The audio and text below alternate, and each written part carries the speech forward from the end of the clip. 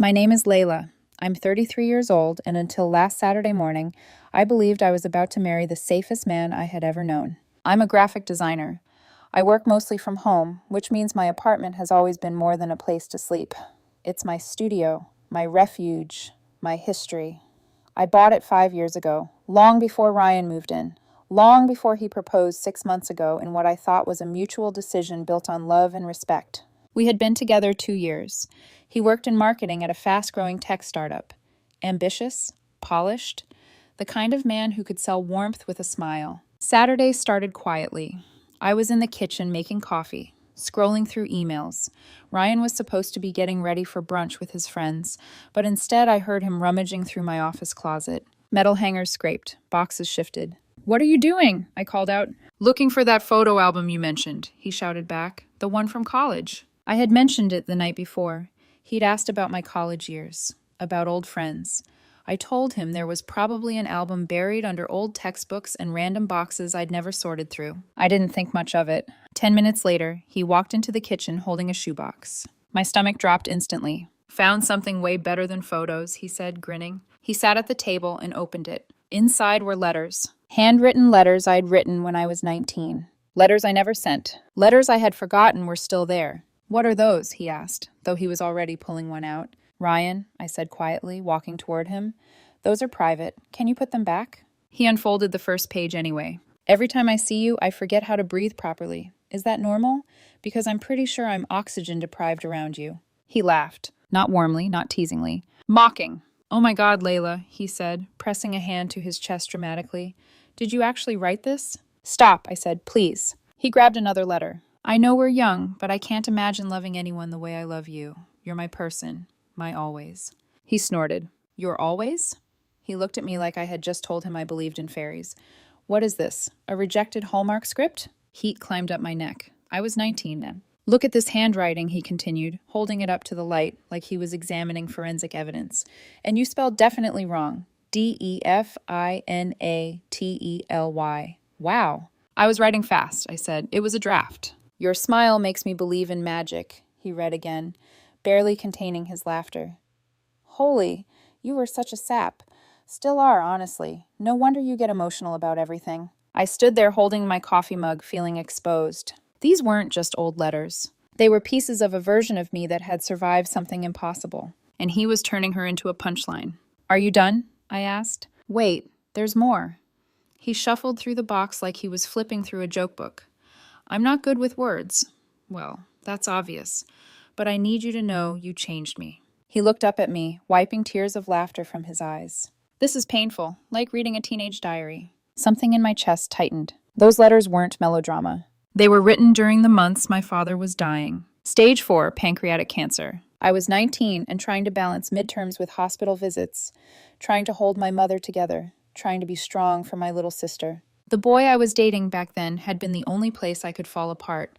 And when I wrote those letters, I wasn't just writing about love. I was writing about fear, about grief, about watching my father disappear a little more each day. I never sent the letters because that boyfriend broke up with me 2 weeks before my father died. Said he couldn't handle the heaviness anymore. I didn't blame him. We were kids drowning in adult sorrow. But I kept the letters because they weren't really about him. They were about me trying to survive. "Ryan," I said, my voice steadier than I felt. "Put them back." "Relax," he said. "It's just funny." "It's not funny to me." He rolled his eyes. "You take everything so personally." "You're mocking me." "I'm teasing," he said. "God, Layla, if you can't laugh at your younger self, that's kind of sad." "It's how I felt," I said quietly. At 19, about someone I cared about. "Yeah," he replied, his smile thinning slightly. "Someone who isn't me." There it was. A flicker of insecurity. "Should I be worried?" he added lightly. "You still keeping love letters to an ex? That's weird." "I forgot they existed until you dug them up," I said. "And even if I hadn't, they're mine. You had no right to read them." "Oh, come on, they were in a box." "That doesn't make them yours." He sighed dramatically, shoved the letters back into the shoebox, but left it on the table. "I'm meeting the guys," he said, grabbing his keys. "We'll talk later when you've calmed down." The door clicked shut behind him. The apartment went silent. I stared at the shoebox. Something had shifted, not loudly, not dramatically, but permanently. And here's the thing Ryan didn't know. Those letters weren't the only time he'd laughed at something that mattered to me. It had started small. Jokes about how sentimental I was, teasing me for crying during movies, rolling his eyes when I talked about therapy. Every time I expressed hurt, he'd tell me I was being dramatic, too sensitive, overthinking. And every time I told myself he didn't mean it, that he was stressed, that I needed thicker skin. I picked up my phone, scrolled through my contacts, found the name I had only used once before, Claire Caldwell, Ryan's older sister. They barely spoke. In 2 years, he'd mentioned her maybe twice, always with tension, always changing the subject quickly. I had met her once at a family gathering he'd reluctantly brought me to. We'd spoken for 10 minutes in the kitchen while Ryan was outside taking a call. Before she left that day, she'd handed me her number and said quietly, "If you ever need this truth about him, call me. I mean it." At the time, I thought it was strange. Now it felt like a warning. I typed, "This is Layla. We need to talk. It's important." The reply came 30 seconds later. "I've been waiting for this message for 6 months." My hands went cold. "Coffee tomorrow, 10 a.m. I looked at the shoebox again. For the first time, I wondered if the letters hadn't been found by accident at all. And for the first time in 2 years, I felt afraid of the man I was about to marry. I barely slept that night. Ryan didn't come home. He texted around midnight. "Staying at Mark's. You seriously need to cool off." No apology, no acknowledgement. Just a subtle shift of blame, like my hurt had inconvenienced him. At 9:55 a.m., I was standing outside a downtown cafe I'd never been to. Far enough from our usual spots that we wouldn't accidentally run into anyone we knew. Claire Caldwell was already inside. She sat in the back corner, posture straight, 2 cups of coffee waiting on the table. "Black, right?" she said as I approached. "You're one of those people who actually likes the taste of coffee." I sat down slowly. "You remember that?" "I remember everything," she said quietly. There was no surprise on her face, no curiosity, only confirmation. "So," she said, folding her hands together, "what finally happened?" I swallowed. "He found old letters from when I was 19. He read them out loud, mocked them, laughed." Claire closed her eyes briefly. "Of course he did." That response hit harder than anything. "You're not surprised," I said. "No." She stirred her coffee slowly. "Let me guess. When you asked him to stop, he told you that you were being too sensitive." "Yes." "And that he was just joking?" "Yes." "And that if you can't laugh at yourself, that's your problem?" I stared at her. "That's almost word for word." She gave a tired smile. "He learned that line from our father." Something shifted in my chest. Claire leaned back in her chair. "He did it at my wedding," she said. My stomach tightened. "What?" "I wrote my own vows. Took weeks. They were about my husband's kindness, the way he made me feel safe." She paused. "Real things. Honest things." Her voice didn't shake, but I could hear the effort. Ryan asked for a copy of the program after the ceremony. 2 days later, he posted my vows online, added commentary about how basic they were, how they sounded like they were copied from Pinterest. My breath caught. "He tagged me," she continued. His friends piled on. One said she fell asleep reading them. Another asked if I'd outsourced my emotions. I couldn't finish the sentence. "I haven't spoken to him in 4 years, Claire said simply. He never apologized. He said I was overreacting, that I should be flattered he paid attention." The cafe suddenly felt smaller. "He did the same thing to you," she said gently. "Didn't he?" I nodded. Claire reached into her purse and slid her phone across the table. Screenshots. Ryan's post. His comments. His friends laughing. There it was. His humor. His charm. His cruelty dressed as entertainment. "Why are you telling me this?" I asked. "Because you're about to marry him," she said. "And you deserve to know that this isn't new. It's a pattern." The word pattern echoed in my head. "There's more," she added. She hesitated for the first time. "He had a serious girlfriend before you, Maya Thompson." The name sounded vaguely familiar. I'd heard it once, maybe twice, usually followed by, "She was unstable, dramatic, needed therapy." "She wasn't unstable," Claire said, as if reading my thoughts. "She was a kindergarten teacher, soft-spoken, kept journals for years." A chill crawled up my spine. "He read them," Claire continued, without asking, and then used what he found during arguments. I felt like I was underwater. "She'd tell him she was afraid of being abandoned," Claire said quietly. "And the next time they fought, he'd say, 'See, this is why people leave you.'" My throat tightened. "He told me she had anger issues," I whispered. Claire's eyes hardened. "He tells everyone that. It keeps his image clean." She pulled out a small folded piece of paper. Maya's number. My fingers trembled slightly as I took it. "Why are you helping me?" I asked. Claire exhaled slowly. "Because someone should have helped me," she said. "And someone should have helped her."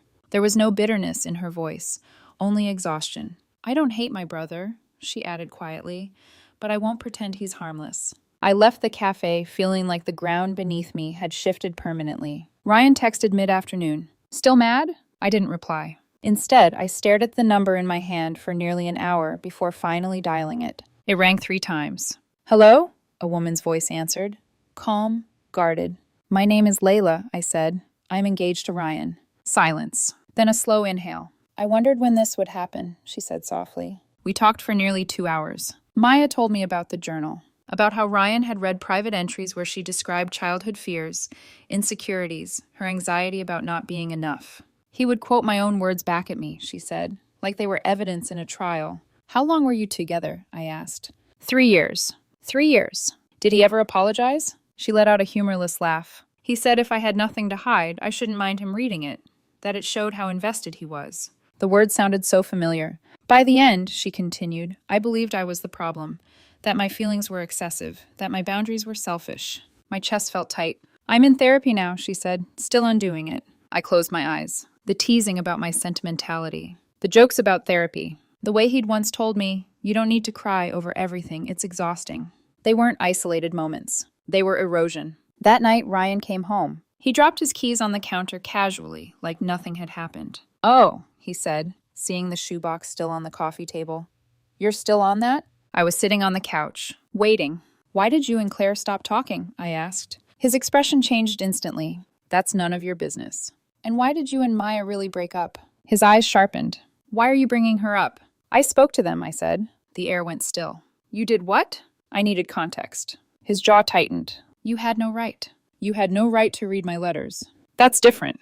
Is it? He sat down slowly across from me, calculating. What did they tell you? He asked carefully. The truth, I said. His gaze hardened. They're bitter, he said. Claire's always been dramatic, and Maya, she was unstable. You have no idea what I dealt with. I held his stare. They both said the same thing, I replied. You mock vulnerability. You weaponize it. That's ridiculous. Is it? For a moment, I saw something flicker behind his eyes. Not confusion. Not hurt. Control. And for the first time since I'd met him, I wondered how many times that look had been there, hidden behind his charm. The shoebox sat between us on the table. A quiet witness. He leaned forward slightly. You're really going to let my estranged sister and my crazy ex ruin our relationship? I looked at him, and something inside me finally stopped defending him. No, I said calmly. You are. The silence between us felt surgical. Precise, cold. Ryan leaned back against the couch like he was preparing for negotiation, not heartbreak. You're overreacting, he said evenly. You let 2 bitter women fill your head with stories. They showed me proof, I replied. His eyes narrowed slightly. What proof? Screenshots of Claire's vows and your comments. Messages you sent Maya quoting her journal during arguments. For half a second, just half, something in his face faltered. Then it hardened, taken out of context. Then explain the context. He exhaled sharply, running a hand through his hair. Claire has always been dramatic. She wrote those vows like she was auditioning for a soap opera. I made a joke. People laughed. She couldn't handle it. She cut you off for 4 years. She's sensitive. And Maya? He laughed under his breath. Maya needed help long before I met her. I tried to understand her. She wrote everything down. Pages and pages about her fears. I read it because I cared. You read her private journal. We live together, Layla. There shouldn't be secrets. My stomach twisted. Privacy isn't secrecy, I said quietly. It is when you're building a life with someone. No, I replied. It's boundaries. He leaned forward. You know what I think, he said. I think you're projecting. You wrote those letters to some guy you're clearly not over. That's not true. Then why keep them? His tone wasn't loud. It was calm. Controlled, like he was dissecting me. Because they weren't about him, I said. They were about my father. He blinked. I hadn't told him that before. They were written while my dad was dying, I continued. That relationship was the only stable thing I had at the time. The letters were how I processed losing him. For a moment, the room felt suspended. Ryan's expression softened slightly, but not with empathy, with evaluation. So you're keeping grief letters to another man, he said slowly, and I'm the villain for thinking that's weird? I felt something inside me go very still. You laughed, I said. You mocked me while I was asking you to stop. I teased you. It wasn't teasing. He stood abruptly. You want the truth? His voice sharpened. Yes. I thought they were ridiculous. You were 19 writing cringe poetry about magic smiles and destiny. It was pathetic then, and it's pathetic now that you kept them. There it was. Not charm. Not humor. Contempt. You don't get to decide what mattered to me, I said. And you don't get to be this fragile in a real relationship, he shot back. Marriage requires thicker skin. My heart pounded, but my voice stayed steady. No, marriage requires safety, he scoffed. You're blowing this up over some old paper. No, I said softly. I'm ending this because of a pattern.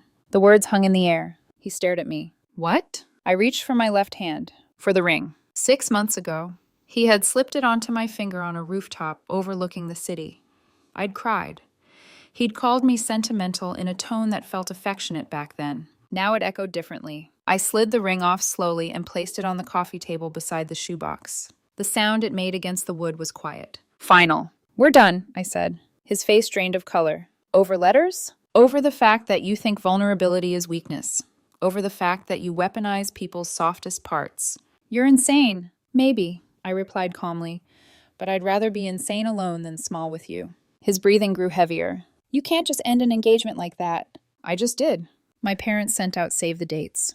Then you can explain why there won't be a wedding. He grabbed his phone suddenly. Fine, he snapped. Let's call someone rational. He hit a contact and put the call on speaker. Mom, he said when she answered, Layla is breaking up with me over nothing. Over some stupid old letters. Tell her she's being ridiculous. There was a pause on the other end. Then his mother's voice came through, calm but tired. Sweetheart, she said, what happened? She had old love letters to some guy. I joked about them. Now she's acting like I committed a crime. You read her private letters? His mother asked. They were in a box. Did you ask permission? No, but... Did she ask you to stop? Yes, but they were... Funny? His mother interrupted. Silence. Ryan, she said quietly, did you stop? He didn't answer. The pause stretched. Goodbye, she said. The line went dead. He stared at his phone. She hung up on me, he muttered. Yes, I said. This is your fault, he snapped. You turned her against me. I didn't have to. His jaw tightened. I'm staying at Mark's, he said, grabbing his jacket. When I come back tomorrow, you better have reconsidered. I won't. He stepped closer to me then, lowering his voice. You're making the biggest mistake of your life. I met his eyes. No, I said quietly. Staying would have been. For a second, something flickered across his face. Not sadness. Not love. Loss of control. Then he turned and slammed the door hard enough to rattle the picture frames on the wall. The apartment fell silent. And for the first time in months, I could breathe. I sank onto the couch and stared at the shoebox. The letters weren't humiliating. They were brave. They were written by a girl who was grieving and still believed in love. And somewhere along the way, I had started apologizing for being her. My phone buzzed. Unknown number. I hesitated, then answered. Layla? A woman's voice asked. Yes. This is Margaret, Ryan's mother. My spine straightened. I owe you an apology, she said. For what? For not warning you sooner. My throat tightened. I watched my husband do this for years, she continued. Find people's vulnerabilities and twist them. Ryan learned it young. She sighed. I hoped he would grow out of it. I was wrong. The weight of her words settled slowly. He called me last night, she added. Crying. Real tears. I told him if he wants sympathy, he needs to start by apologizing to you, to Claire, to Maya. Did he? I asked. He hung up. A strange mix of sadness and clarity washed over me. He'll come by tomorrow for his things, she said gently. You deserve someone who protects your heart, Layla, not someone who tests it. When the call ended, I sat in the quiet apartment again. The ring lay on the table, the shoebox beside it. One represented who I thought I was becoming. The other reminded me who I'd always been. And for the first time, I chose her. Ryan came the next afternoon. He didn't come alone. 2 friends stood behind him like backup singers at a concert no one wanted to attend. I recognized them from birthdays and barbecues, men who laughed easily at his jokes. He didn't look at me when he walked in. Just here to grab my stuff, he said flatly. Your boxes are in this hallway, I replied. I stayed in my office with the door half closed while they packed. Not hiding. Just protecting what little peace I'd reclaimed. Through the thin wall, I could hear him narrating the breakup. She's just really sensitive, he said. Blew up over nothing. Can't take a joke. There it was again. Nothing. One of his friends muttered something I couldn't catch. Then I heard Ryan laugh. Honestly, I dodged a bullet. I almost smiled at that. Because for the first time, I knew I had. About 20 minutes later, there was a knock on my office door. I opened it to find one of his friends, Daniel, standing there awkwardly. For what it's worth, he said quietly, she showed us the letters. My heart skipped. And? I asked. They were sweet, he said simply. She was being cruel. We told her that. I blinked. She. Daniel winced. Sorry. I mean, he... Ryan showed us screenshots. He thought they were hilarious. The correction hung in the air. We told him it wasn't a good look, Daniel added. He didn't listen. He never really does. Something inside me settled deeper. Not vindicated. Validated. Thank you, I said. They left 20 minutes later. The door closed. And just like that, the apartment was mine again. The silence felt different this time. Not tense. Not fragile. Steady. I walked through each room slowly. The empty space in the closet, the missing shoes by the door, the bathroom shelf cleared of his cologne. I expected grief to hit like a wave. Instead, what I felt was relief. That night, I boxed up the few things he'd forgotten. Books, a watch charger, a sweatshirt, and placed them neatly by the entrance. Then I took the shoebox from the coffee table. I sat cross-legged on the floor and opened it again. This time no one was laughing. I read each letter carefully. The messy handwriting, the misspelled words, the earnestness. They weren't embarrassing. They were raw. They were written by a 19-year-old girl watching her father disappear and trying to hold on to something that felt steady. They were about grief as much as love, about fear as much as hope. I cried, but not from humiliation, from recognition. 3 days later, Ryan texted, "Can we talk?" I stared at the message for a long time before replying. No. He called twice after that. I didn't answer. A week later, he sent a longer message. I think we both overreacted. We can move forward. I forgive you for involving my sister and my ex. I laughed out loud at that. Forgive me. The audacity almost impressed me. I didn't respond. Instead, I scheduled my first therapy appointment. Because if I was honest with myself, the breakup wasn't just about him. It was about me. About why I had ignored the small cuts for so long. Why I had told myself I was too sensitive instead of recognizing that I was being diminished. My therapist said something in our third session that stayed with me. You confuse intensity with intimacy. When someone challenges you emotionally, you interpret it as depth. That hit harder than anything Ryan had ever said. I had mistaken critique for connection, sarcasm for intelligence, dismissal for strength. 3 months later, I ran into Claire at a bookstore downtown. We both reached for the same novel and laughed. Seems fitting, she said, running into you in the self-growth section. We grabbed coffee. She told me Ryan had emailed her. A long message about misunderstandings, about how everyone was against him, about how he was willing to move forward if she would let go of the past. What did you say? I asked. I replied with one sentence, she said. What? Apologize for my wedding vows first. And? He never responded. I wasn't surprised. 6 months after the breakup, I started dating again. Nothing serious. Coffee dates, casual dinners, slow conversations. I was careful, intentional. Then I met Ethan. He was quiet in a way that felt grounded, not distant. A civil engineer who talked about bridges the way I talked about typography, with reverence. On our 4th date, he asked about my last relationship. I told him the truth. About the letters. About the laughter. About the shoebox. He listened without interrupting. When I finished, he said gently, "Can I ask something?" "Sure. Are the letters still yours?" "Yes." He nodded. Then they should stay that way. No curiosity disguised as entitlement. No request to see them. No insecurity. Just respect. That was the moment I felt something shift again. Not dramatically. Not loudly. But securely. Later that night, I stood in my closet holding the shoebox. For months, it had felt like evidence of something broken. Now it felt like proof of something intact. I placed it back on the shelf. Not hidden. Not buried. Just kept. Because it was never about a boy I loved at 19. It was about the girl I was. And the woman I refused to shrink into silence for anyone ever again. It's strange how something small can change the trajectory of your life. A shoebox. A laugh. A single moment where you realize the person standing in front of you doesn't see your softness as sacred, but as something to test. Months passed. Therapy became routine. Wednesday evenings. A soft gray couch. A box of tissues I no longer felt embarrassed to reach for. We talked about patterns. About how I learned early to earn love by being understanding. About how when my father got sick, I became the steady one. The calm one, the one who didn't make trouble. Somewhere along the way, I started believing that if I was patient enough, kind enough, accommodating enough, people would choose me gently. Ryan hadn't chosen me gently. He had chosen me because I felt deeply, because I forgave easily, because I explained away things that should have been deal breakers. And when he laughed at those letters, it wasn't really about 19-year-old melodrama. It was about control, about seeing whether I would defend myself or apologize for existing. One evening, nearly a year after the breakup, I opened the shoebox again. Not because I was sad, not because I missed him, but because I wanted to meet her, the girl who wrote them. I sat on my bedroom floor, back against the bed, and unfolded the first letter carefully.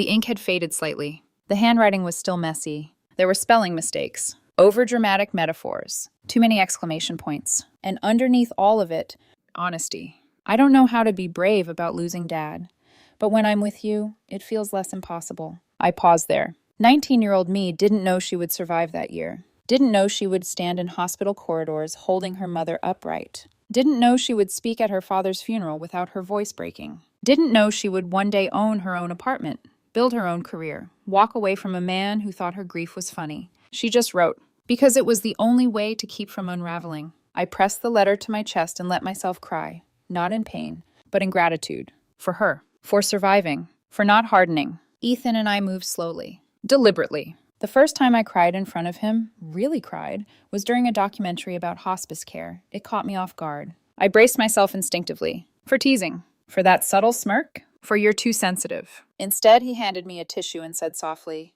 "You loved him a lot, didn't you?"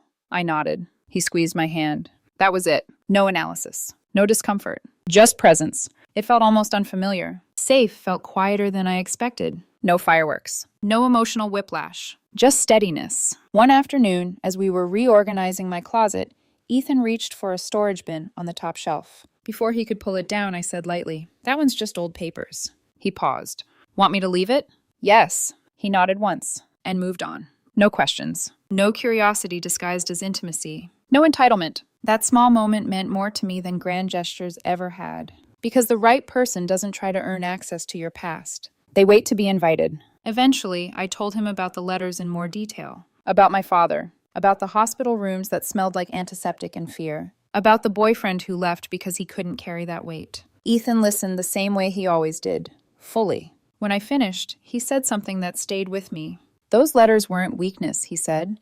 "They were you fighting to feel something good in the middle of something unbearable." I didn't realize how much I needed to hear that until my chest tightened. For so long, I had allowed someone to redefine my softness as excess, my emotion as embarrassment, my grief as melodrama. But the truth was simple. The right person doesn't make you feel stupid for caring. They don't weaponize your vulnerability. They don't turn your honesty into entertainment. And if someone laughs at the softest parts of you after you've asked them to stop, believe them. Not their apology. Not their charm. Not their excuses. Believe the laugh. The shoebox still sits in my closet. Not hidden. Not buried under textbooks. It's labeled now. Not with his name. Not with a date. Just one word. Brave. Because that's what those letters were. And that's what I was the day I chose myself over a man who mistook cruelty for humor. I used to think love meant endurance. Now I know it means protection. And I will never again hand someone the sharpest parts of my heart just to see if they handle them gently. If they don't, I will walk.